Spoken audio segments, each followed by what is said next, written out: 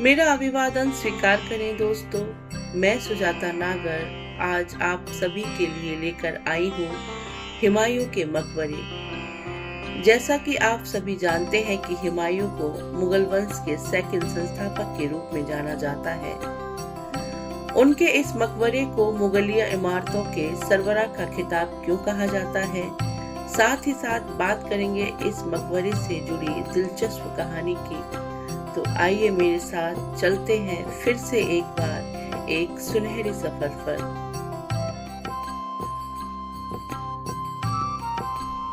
इस विशाल इमारत में प्रवेश के लिए 16 मीटर ऊंचे 2 मंजिले प्रवेश द्वार पश्चिम और दक्षिण में बने हैं।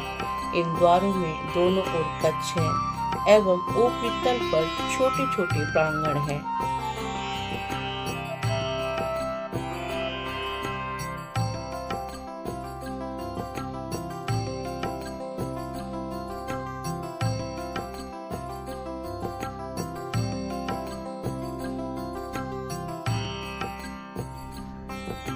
यहाँ मुख्य इमारत मुगल सम्राट हुमायूं का मकबरा है और इसमें हुमायूं की कब्र सहित कई अन्य राजसी लोगों की भी कब्रें हैं। हुमायूं का मकबरा इमारत परिसर मुगल वास्तुकला से प्रेरित मकबरा स्मारक है। यह नई दिल्ली के दीना पनाह अर्थात पुराने किले के निकट निजामुद्दीन पूर्व क्षेत्र में मथुरा मार्ग के निकट स्थित है।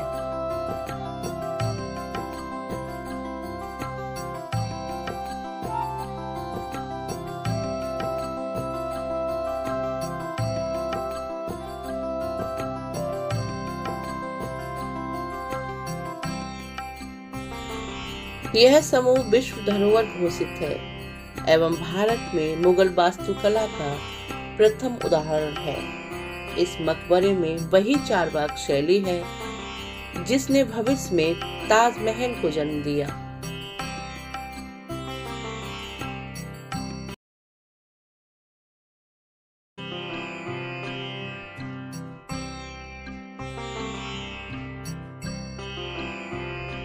मुख्य इमारत के ईवान पर बने सितारों के समान ही एक 6 किनारों वाला सितारा मुख्य प्रवेश द्वार की शोभा बढ़ाता है।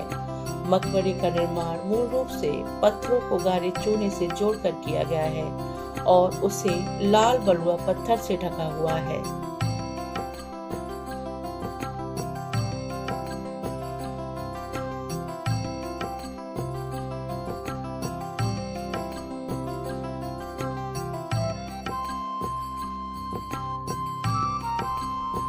यमुना नदी के किनारे मकबरे के लिए इस स्थान का चुनाव इसकी हजरत निजामुद्दीन से निकटता के कारण किया गया था। संत निजामुद्दीन दिल्ली के प्रसिद्ध सूफी संत हुए हैं व इन्हें दिल्ली के शासकों द्वारा काफी माना गया। इनका तत्कालीन आवास भी मकबरे के स्थान से उत्तर पूर्व दिशा में निकट ही चिल्ला निजामुद्दीन औलिया में स्थित था।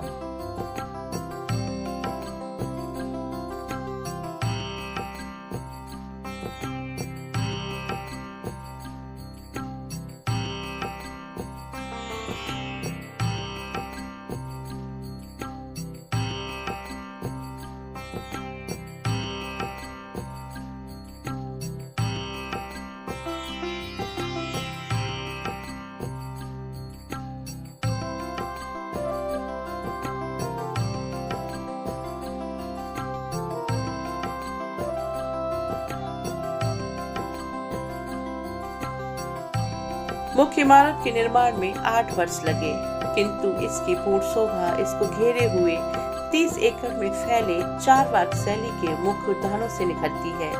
यह उद्यान भारत ही नहीं बल्कि दक्षिण एशिया में अपनी प्रकार के पहले उदाहरण थे। यह उच्च श्रेणी की ज्यामिति के उदाहरण है। जन्नत रूपी उद्यान 4 दीवारी के भीतर बना है। यह उद्यान 4 भागों में पैदल पथों और 2 विभाजक केंद्रीय जल नलिकाओं द्वारा बटा हुआ है। यह इस्लाम के जन्नत के बाग में बहने वाली 4 नदियों के परिचायक है।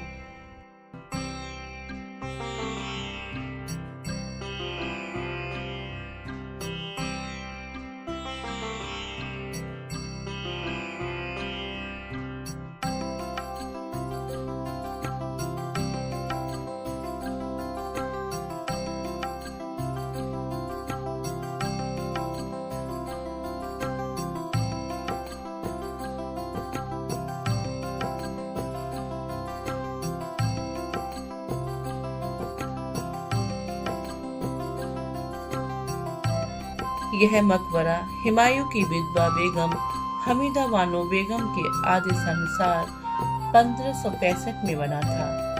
इस भवन के वास्तुकार सैयद मुबारक इब्न मीरा गियासुद्दीन एवं उनके पिता मीरा गियासुद्दीन थे, जिन्हें अफगानिस्तान के हेरात शहर से विशेष रूप से बुलवाया गया था।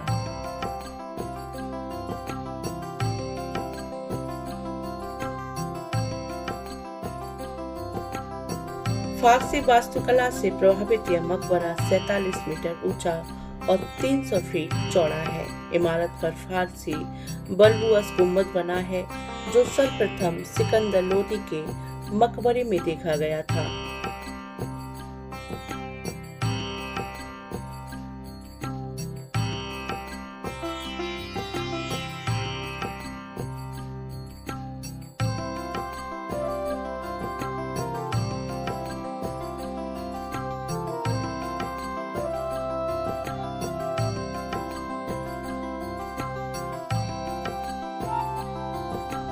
सम्राट की असली समाधि ठीक नीचे आंतरिक कक्ष में बनी हुई है, जिसका रास्ता बाहर से जाता है।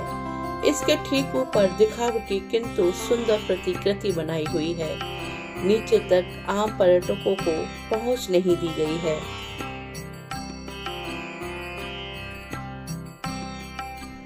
इसके ऊपर पच्चीकारी, फर्श की सतह, झरोकों की जालियां, द्वार, चौखटों और छज्जों के लिए सफेद संगमरमर का प्रयोग किया गया है। मकबरे का विशाल मुख्य गुंबद भी सफेद संगमरमर से ही ढका है। 27 जनवरी 1556 को हुमायूं की मृत्यु उपरांत उसे पहले तो दिल्ली में दफनाया गया और बाद में 1558 में खजर बेग द्वारा पंजाब के सरहिंद ले जाया गया। कालांतर में मुगल सम्राट अकबर ने अपने पिता की समाधि के दर्शन 1571 में किए।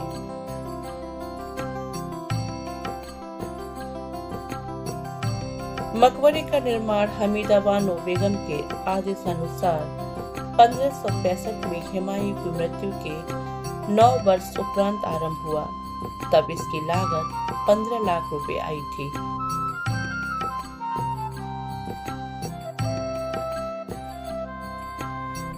अब्द अल कादिर बदायूनी एक समकालीन इतिहासकार के अनुसार इस मकबरे का स्थापत्य फारसी वास्तुकार मिराक मिर्जा गियासुद्दीन मिर्जा ने किया था, जिन्हें हेरात बुखारा, जो कि वर्तमान उज्बेकिस्तान में से विशेष रूप से इस इमारत के लिए ही बुलवाया गया था।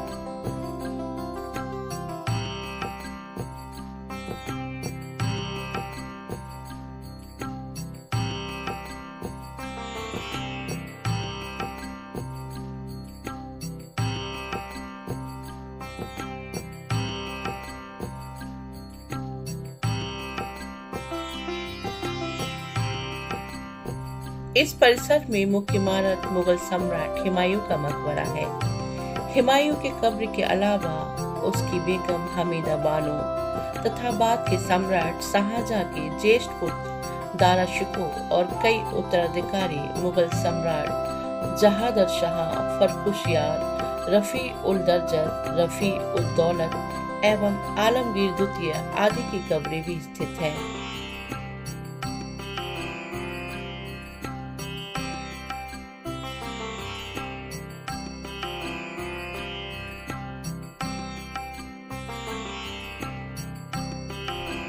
मुख्य इमारत लगभग 8 वर्षों में बनकर तैयार हुई और भारतीय उपमहाद्वीप में चारबाग शैली का प्रथम उदाहरण बनी। यहाँ सर्वप्रथम लाल बलुआ पत्थर का इतने बड़े स्तर पर प्रयोग हुआ। 1993 में इस इमारत को यूनेस्को द्वारा विश्व धरोहर स्थल घोषित किया गया।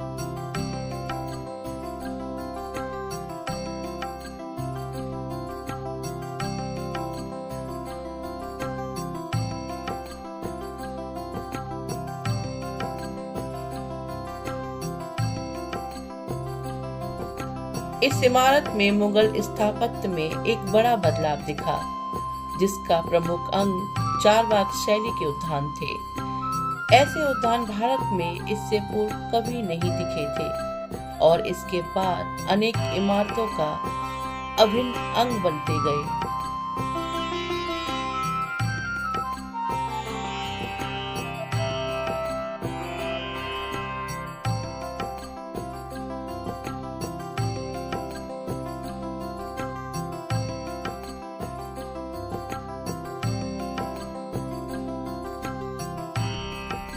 बाद के मुगल इतिहास में मुगल सम्राट बहादुर शाह जफर ने 3 अन्य राजकुमारों सहित 1857 के प्रथम भारतीय स्वतंत्रता संग्राम के दौरान यहाँ शरण ली थी।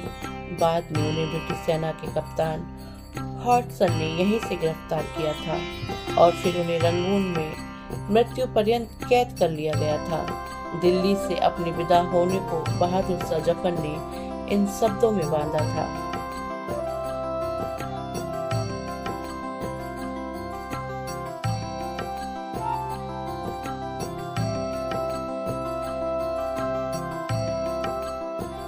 जलाया यार ने ऐसा कि हम वतन से चले, बतौर शमा के रोते इस अंजुमन से जले।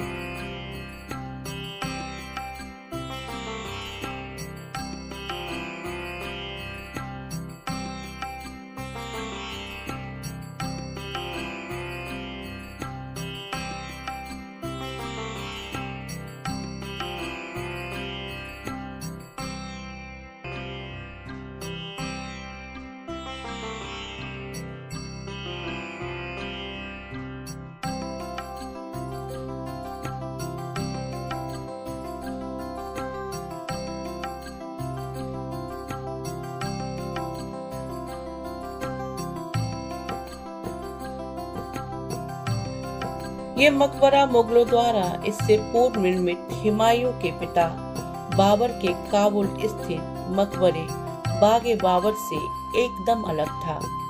बाबर के साथ ही सम्राटों को बाग में बने मकबरों में दफन करने की परंपरा आरंभ हुई। अपने पूर्वज तैमूरलंग के समरकंद में बने मकबरे पर आधारित यह इमारत भारत में आगे आने वाली मुगल स्थापत्य के मकबरों की प्रेरणा बनी। यह स्थापत्य अपने चरम पर ताजमहल के साथ पहुंचा।